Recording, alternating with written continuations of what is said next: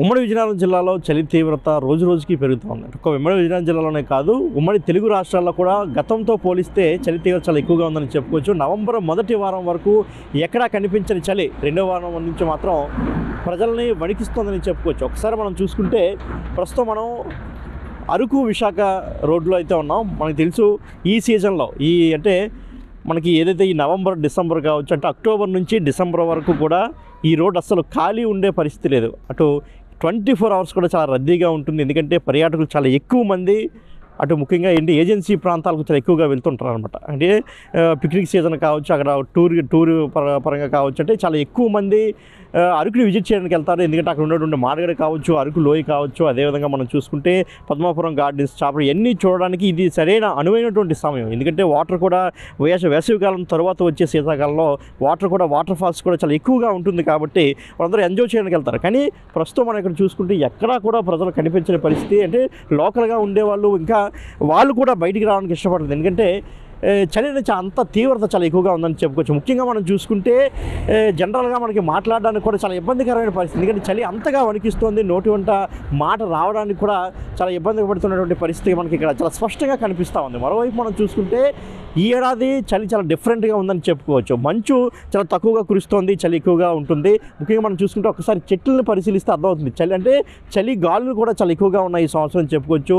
మరోవైపు మనం చూసుకుంటే టీ స్టాల్ దగ్గర కూడా జనాలు రానటువంటి పరిస్థితి. ఎందుకంటే ఇంట్లో నుంచి బయటికి రావడానికి కూడా ప్రజలందరూ కూడా భయపడుతున్నారు. ఎటువైపు చూస్తున్నారు. ఎందుకంటే ఈ సమయానికి ప్రజలందరూ కూడా మనకి ముఖ్యంగా రైతులు కూడా పొలాలకు వెళ్ళే పరిస్థితి, కానీ వాళ్ళు కూడా ఎవరు కూడా ఎక్కడా కనిపించిన పరిస్థితి. అదేవిధంగా మనం చూసుకుంటే ఏ షాపుల దగ్గర కావచ్చు, ఎక్కడా కూడా ప్రజలు మనకి కనిపించని పరిస్థితి. సుమారు 8-9 అయితే కానీ బయటికి రాని పరిస్థితి. స్కూల్కి వెళ్ళే పిల్లలు కూడా ఎక్కడ మనకు కనిపించట్లేదు, కాలేజీకి వెళ్ళే వాళ్ళు కనిపించట్లేదు.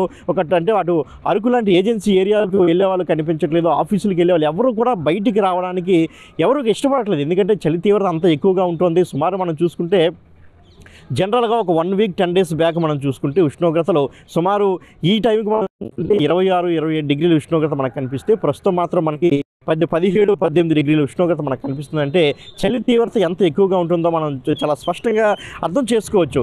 ఎందుకంటే సుమారు సాయంత్రం 5 గంటల నుంచి తీవ్రత ఎక్కువ అవుతుంది. మళ్ళీ ఉదయాన్నే 7-8 దాటిన తర్వాత కూడా చలి చాలా ఎక్కువ. అంటే సుమారు 8-9 అయితే కానీ మళ్ళీ బయటికి రాలేనటువంటి పరిస్థితి అయితే చాలా ఎక్కువగా కనిపిస్తుంది. ముఖ్యంగా ఏజెన్సీ ఏరియాలో ఉండే వాళ్ళకి చలి అలవాటు అవుతుంది. మనతో అంటే జనరల్ పీపుల్తో పోల్చుకుంటే ఏజెన్సీ ఏరియాలో ఉండే వాళ్ళకి సుమారు 15 డిగ్రీల వరకు కూడా కాస్త వాళ్ళు ఏంటంటే అంతగా వాళ్ళకి ఇబ్బంది అనిపించదు. ఎందుకంటే వాళ్ళకి జనరల్గా ఇది రెగ్యులర్గా అలవాటు ఉంటుంది. కానీ సాధారణ ప్రజలకు మాత్రం చాలా ఎక్కువగా ఉంటుంది. ఎందుకంటే 25 డిగ్రీల లోపు ఉంటే మాత్రం కాస్త చలి ఎక్కువగా ఉంటుంది. అలాంటిది 20 డిగ్రీల లోపులే 20 డిగ్రీలు, అదేవిధంగా 18-19 డిగ్రీల ఉష్ణోగ్రత ఉంటుందంటే ఒకసారి మనం అర్థం చేసుకోవచ్చు ఏ విధంగా చలి తీవ్రత ఉంటుందో.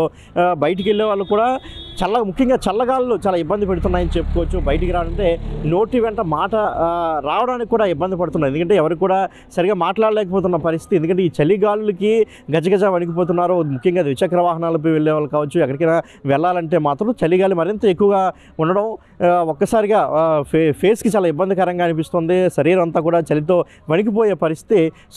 సో దీంతో ఎంత చలి తీవ్రత ఉండడంతో ఎవరు కూడా బయటికి రాని పరిస్థితి. ముఖ్యంగా మనం చూసుకుంటే అటు చిన్నపిల్లలు కావచ్చు, వృద్ధులైతే మరింత ఎక్కువగా ఇబ్బంది పడుతున్నారు ఈ చల్లగాలుల వల్ల, చలి తీవ్రత వల్ల.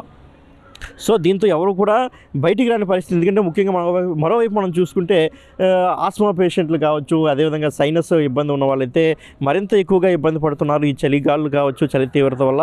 సో ముఖ్యంగా అంటే ఎలాంటి సమయాల్లో సుమారు సాయంత్రం 5-6 గంటల నుంచి మళ్ళీ తర్వాత రోజు ఉదయం సుమారు 8-9 గంటల వరకు అంటే అవసరం ఉంటే మాత్రమే బయటికి రావాలి, లేదంటే బయటికి రాకపోవడమే మంచిదని చెప్పుకోవచ్చు. మరోవైపు మనం చూసుకుంటే ఎక్కడా కూడా ప్రజలు కనిపించని పరిస్థితి. ఎందుకంటే ఇటువంటి ప్రధాన రహదారుల్లో ఏజెన్సీకి వెళ్ళే ప్రాంతాల్లోనే ప్రజలు కనిపించకపోతే మిగతా ప్రాంతాల్లో పరిస్థితి ఏ విధంగా ఉందో ఒకసారిగా చలి తీవ్రతను మనందరం కూడా అర్థం చేసుకోవచ్చు.